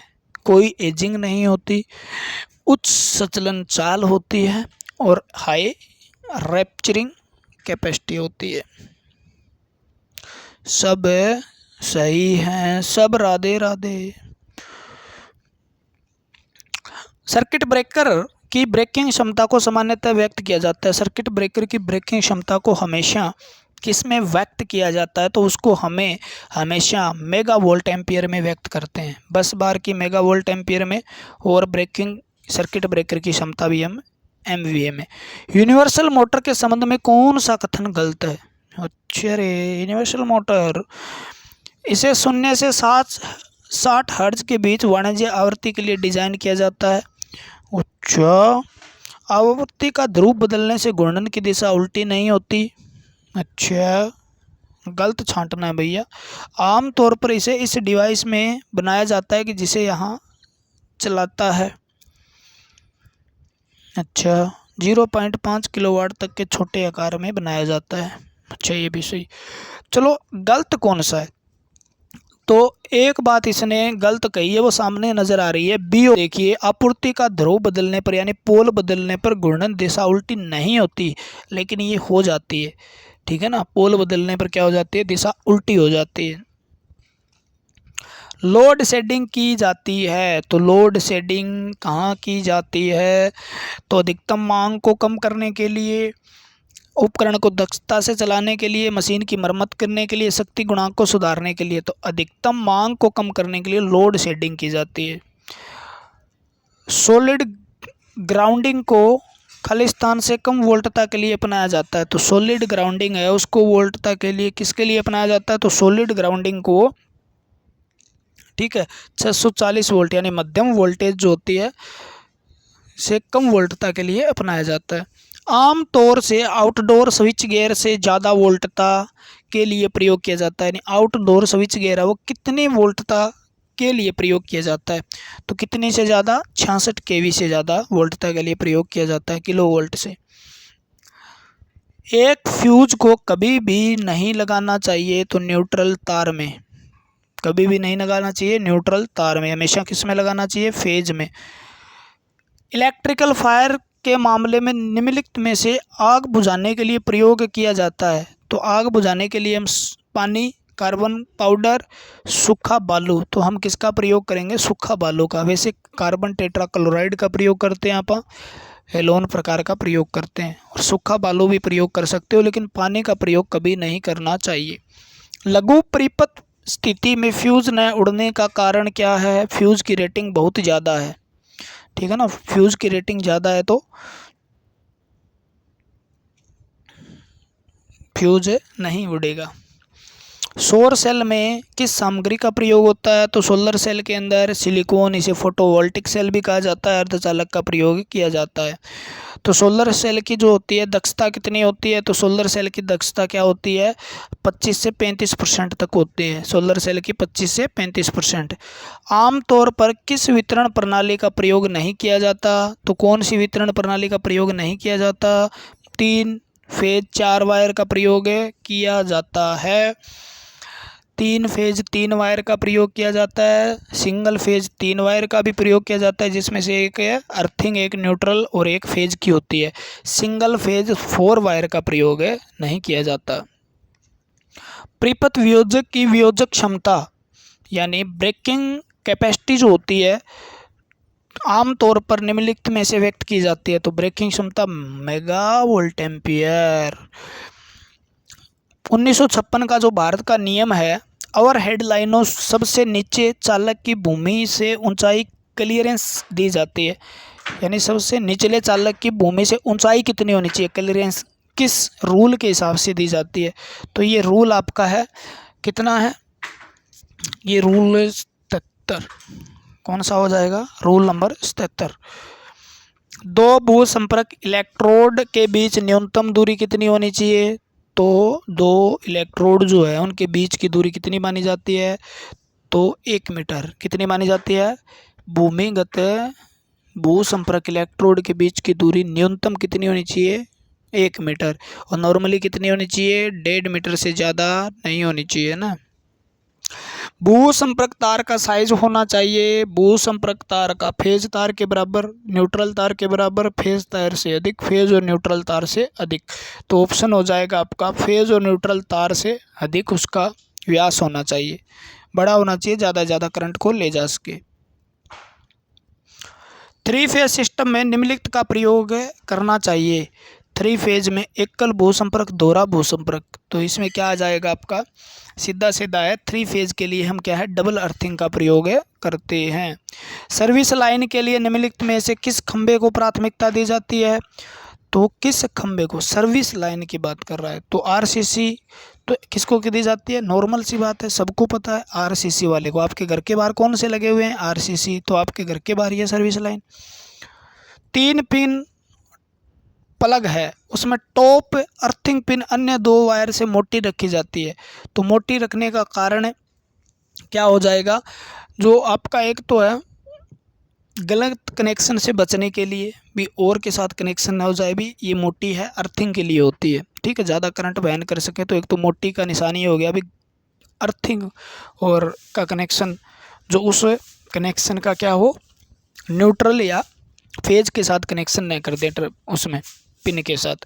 अर्थ वायर में सामान्य से भारी करंट होता है, सामान्य से भारी, अर्थ वायर में सामान्य से भारी करंट होता है, इसका कोई मतलब। संपर्क बिंदुओं पर वोल्टेज कम से कम गिरावट के साथ बाहरी फेज अर्थ शॉर्ट सर्किट करंट वहन कर सके, यानी ज़्यादा करंट वहन कर सके। तो ए और सी दोनों हो जाएंगे।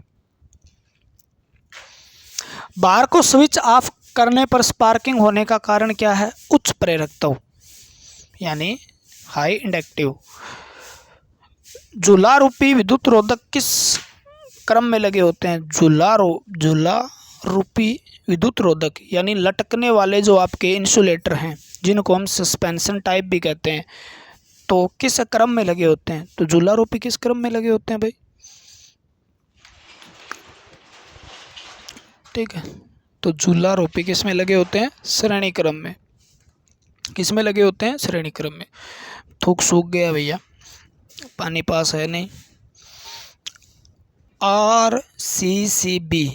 RCCB residual current circuit breaker, RCCB residual current circuit breaker व्यक्त करता है। अच्छा, नाम पूछाएगा residual current circuit breaker. A option हो जाएगा।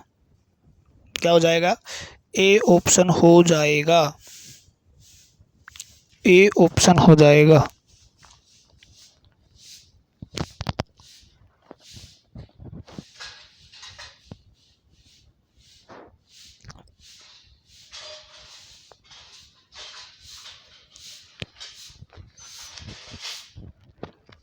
खुले परिपथ ओपन सर्किट फॉल्ट वजन से प्रतिरोध मूल्य होता है।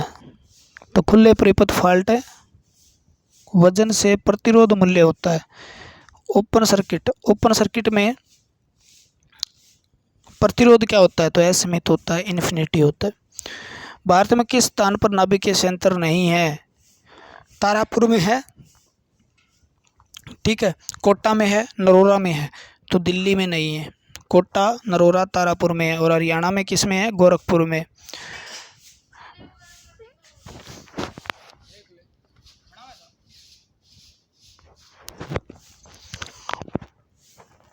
पन बिजली ऊर्जा संयंत्र में निम्न में से कौन सा घटक आवश्यकता से अधिक पानी को जलाशय से बाहर निकालता है? तो वो सर्ज टैंक होता है भाई। कौन सा टैंक होता है? Surge tank.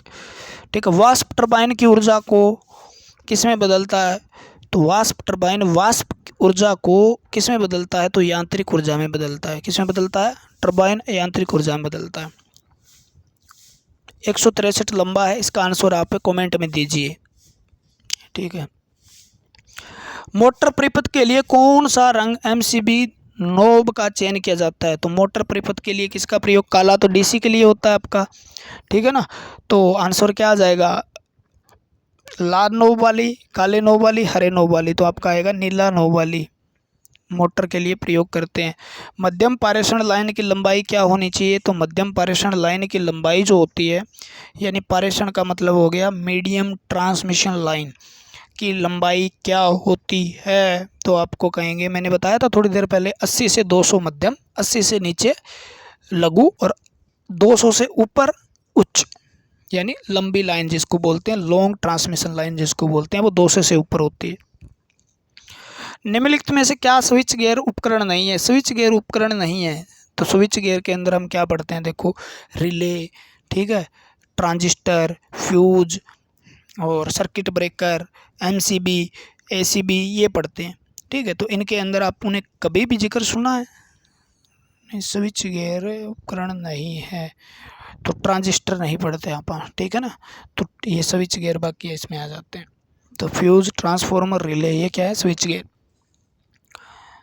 चैप्टर पढ़ाया गया आपको स्विच गियर नाम से क्रैश कोर्स के अंदर। सामान्यतः बस बार के रूप में एल्यूमिनियम का प्रयोग करने के लिए निम्नलिखित में से कौन सा कारण नहीं है? यह ठोस है, यह हल्की धातु है, यह संक्षारण प्रतिरोधी है, और यह हल्की धातु है, यह सस्ती होती है। तो कौन सा कारण है उपयुक्त है जो नहीं है? तो यह संक्षारण प्रतिरोधी है। देखो, इसका प्रयोग करने का मुख्य कारण होता है ये ठोस होती है, ठीक है, ये हल्की धातु होती है और ये सस्ती होती है, इसलिए इसका प्रयोग करते हैं। डुप्लीकेट बस बार सिस्टम में 2 बस बार होते हैं। अच्छा, डुप्लीकेट बस बार में 2 बस बार सिस्टम होते हैं, ये बढ़िया बात कही इसने। पहले को मेन बस बार कहते हैं और दूसरे को क्या कहते हैं? तो पहले को मेन बस बार और दूसरे को क्या कहते हैं? स्पेरी। क्या है? स्पेयर। स्पेयर में रखा जाता है ना उसको, ठीक है ना। तो उसको सपेरी कह देते हैं आप। सपेर यानी अलग रखा जाता है उसको, सपेर कोई कनेक्शन कहते हैं, स्पेयर कनेक्शन है, यानी इसको हम उस समय भी यूज कर लेंगे जिस समय एक कनेक्शन फेल हो जाए तो उसमें तार डाल देते हैं, तो स्पेयर एमसीबी है। ऊपरी संचारण प्रणाली की तुलना में भूमिगत संचारण प्रणाली में क्या होता है? सिस्टम को प्रारंभिक लागत कम होती है, दोष सुधार आसान होता है। भूमिगत में दोष सुधार मुश्किल होता है। वोल्टता का क्षय कम होता है, आवेशन धारा का मान कम होता है। जो प्रारंभिक लागत भी ज़्यादा होती है, दोष सुधार भी मुश्किल होता है, ठीक है, और आवेशित धारा का मान कम होता है, ये भी नहीं है, इसमें ज़्यादा होता है। तो आपका आंसर इसके अंदर जो सही मेरे को लग रहा है, वोल्टता का क्षय कम होता है, ठीक है ना। भी ऊपरी संचारण की तुलना में जो है भूमिगत लाइन में क्या होता है, वोल्टता जो होती है उसका ड्रॉप कम होता है। सोलर सेल होता है photovoltaic cell, photovoltaic device. Air circuit breaker जो है, एयर ब्रेक परिपथ यानी एयर सर्किट ब्रेकर में आग बुझाने के लिए माध्यम होता है। तो आग बुझाने के लिए एयर नाम ही दे दिया इसने, तो हवा ही होगा।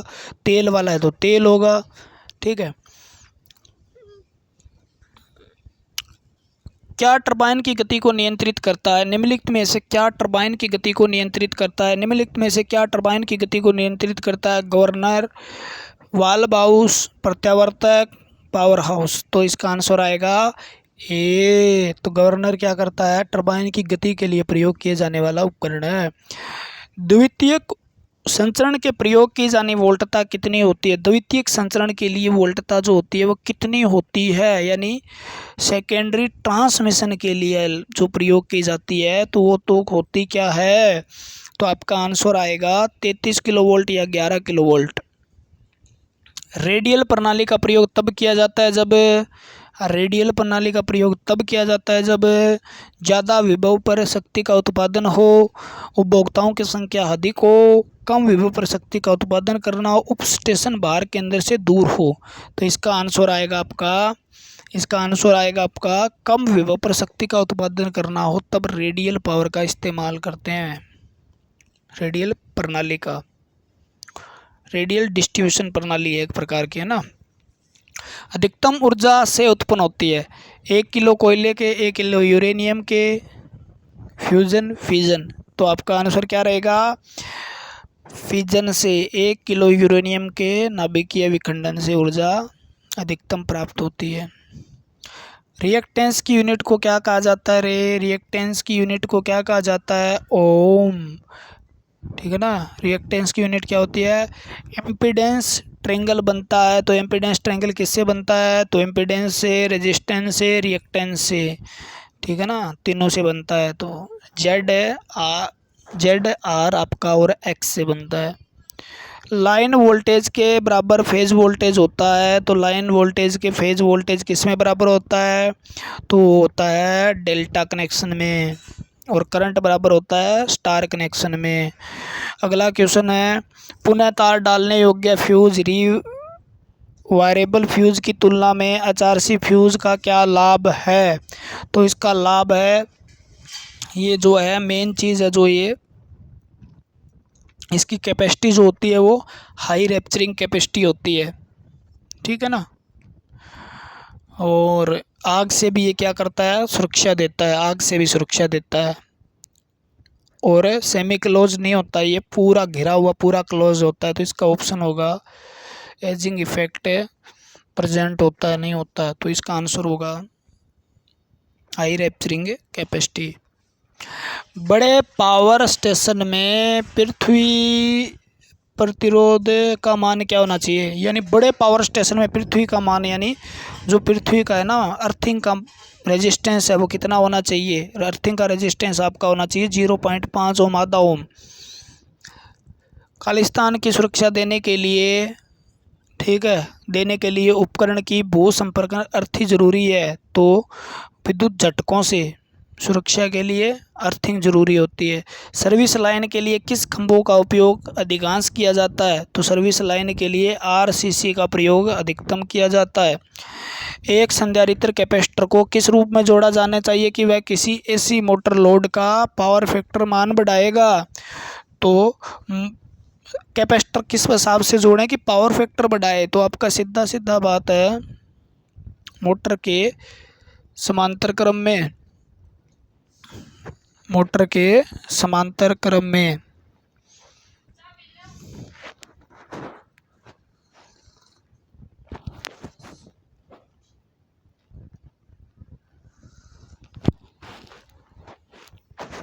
तो अगला क्वेश्चन है, स्किन इफेक्ट केवल आवृत्ति में दृश्य होता है? तो स्किन इफेक्ट उच्च आवृत्ति पे दृश्य होता है। एसी ट्रांसमिशन प्रणाली पर डीसी ट्रांसमिशन प्रणाली का फायदा क्या है? डीसी प्रणाली किफायती लंबी दूरी के लिए है। गलत है। डीसी प्रणाली किफायती लंबी दूरी के लिए। डीसी प्रणाली किफायती का मतलब क्या होता है? महंगी, लंबी दूरी के लिए महंगी। अगर महंगी है तो ये सही है, अगर इसका नाम किफ़ायती का मतलब महंगी होता है तो। डीसी में कोई त्वचा प्रभाव नहीं होता, ये बात सही है। कोरोना सीमा एसी सर्किट की तुलना में डीसी सर्किट में कम होती है, ये बात सही है। तो ऑप्शन डी इस हिसाब से सही लगा देना आप। ए ऑप्शन में किफ़ायती का मतलब क्या होता है थोड़ा सा समझ में नहीं आया। भारत में विद्युत वितरण किस वोल्टेज पर किया जाता है? वितरण किस वोल्टेज पे किया जाता है? वोल्टेज किन वितरण पे किया जाता है? वितरण तो डिस्ट्रीब्यूशन हो गया, तो ये तो 11 वोल्ट 11 किलो वोल्ट पे किया जाता है, और आपका 230 पे भी किया जाता है, 400 पे 3 फेज में किया जाता है। तो आपका आंसर किस हिसाब से देना होगा आपको, कौन सा दोगे तो आप 1 दे देना।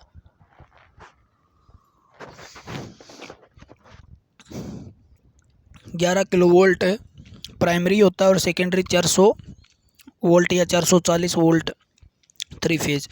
द्वितीयक संचरण में प्रयोग होने वाली वोल्टता यानी संचरण यानी सेकेंडरी ट्रांसमिशन के अंदर 33 किलो वोल्ट का प्रयोग किया जाता है। मध्यम संचरण की लंबाई कितनी होती है? तो मध्यम संचरण की लंबाई होती है, मध्यम संचरण की लंबाई 80 से 200 किलोमीटर के बीच होती है। तो 80 से 200, तो इनमें से कौन सा ऑप्शन सही है? ठीक है ना। तो 80 से 200, 50 से 150, तो 80 से 200 होती है भाई, वो याद रखना, इसके अंदर के हिसाब से कंफ्यूज मत होना। 310 किलोमीटर लाइन को के रूप में जाना जाता है, लंबी लाइन के रूप में जाना जाता है। किस रूप में? लंबी, 200 से ऊपर वाली लंबी होती है। इस्पात तार का प्रयोग क्यों किया जाता है? तो ऊपरी टेलीफोन तार के रूप में, ये भी सही है। भूमिगत तार के रूप में, ये भी सही है। ACSR के कोर के ताप के रूप में, ये भी सही है। तो 190 का क्या हो जाएगा? सभी। ठीक है ना। एक्स्ट्रा हाई वोल्टेज पारेषण तंत्र में बंडल चालक का प्रयोग करता है, बंडल चालक प्रदान करता है, यानी हाई एक्स्ट्रा वोल्टेज पारेषण तंत्र में बंडल चालक क्या प्रदान करता है? तो आपका आंसर आएगा वृद्ध प्रेरकता, लघुकृत धारिता, उच्च धारिता, उच्च वोल्टेज प्रेरणता। तो आपका आंसर आएगा उच्च कैपेसिटेंस। फेरांटी प्रभाव देखा जाता है, तो फेरांटी प्रभाव डीसी लाइन में, एसी लाइन में। तो फेरांटी प्रभाव एसी लाइन में होता है, डीसी लाइन में नहीं होता। यदि संचरण लाइन की दिशा बदलती है तो किस प्रकार के विद्युत रोधक का प्रयोग किया जाता है? दिशा बदलती है तो हम किस प्रकार के प्रयोग करेंगे? तो दिशा बदलती है तो हम यूज करते हैं सस्पेंशन टाइप का।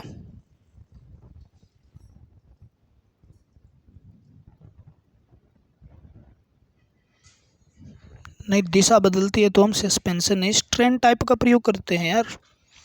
किसका प्रयोग करते हैं? स्ट्रेन टाइप, और सेकल टाइप लास्ट का।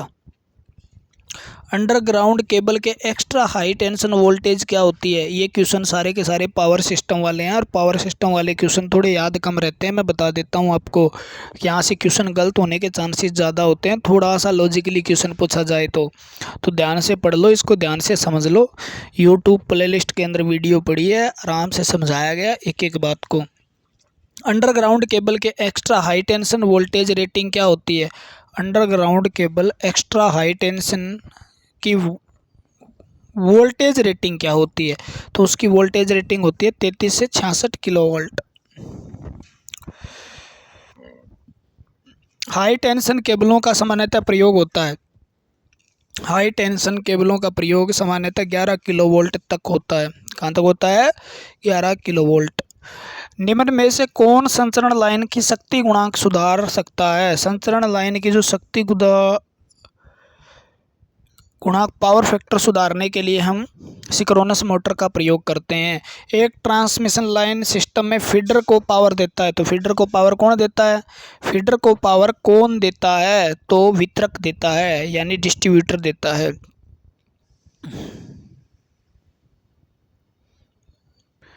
नहीं, फीडर डिस्ट्रीब्यूटर को पावर देता है, ठीक है ना। किसको देता है? डिस्ट्रीब्यूटर। वह वोल्टेज जिसका चयन HVDC हाई वोल्टेज डीसी प्रेषण के लिए किया जाता है वो कौन सी है। तो हमारे देश के अंदर 650 वोल्ट ज़्यादा से ज़्यादा डीसी उत्पन्न होती है। इससे ज़्यादा उत्पन्न करने में इंसुलेशन की समस्या आती है, तो हम कहते हैं जी हाई वोल्टेज डीसी प्रेषण के लिए ±500 किलोवोल्ट।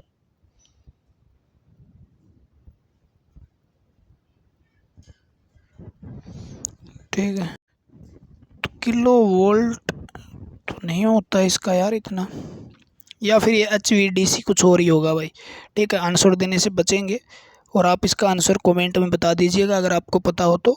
मेरे हिसाब से ये HVDC हो सकता है, मैंने ये पढ़ा नहीं हो फुल फॉर्म इसकी। HVDC क्या होता है? डीसी तो होगा, तो डीसी तो 650 से ऊपर प्रेषण क्या देंगे, उसका उत्पादन ही नहीं होता है। ठीक है, तो 198 का 2 क्वेश्चन आपको छोड़े गए हैं 200 में से।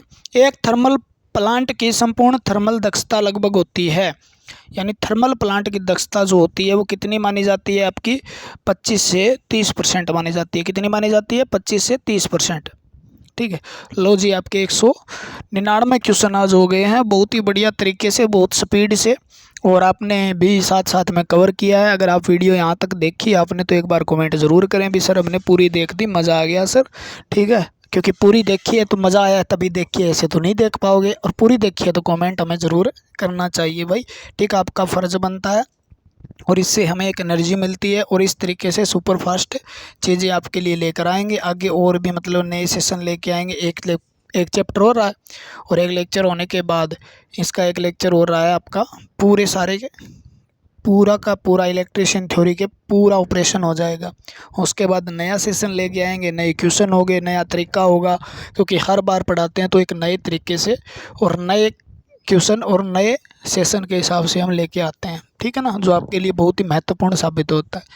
तो आज के लिए फिर इतना ही है। जय हिंद, जय भारत। मिलते हैं अगली वीडियो के साथ। भगवान आपका भला करे, जल्द से जल्द आपको सिलेक्शन दे। जय हिंद।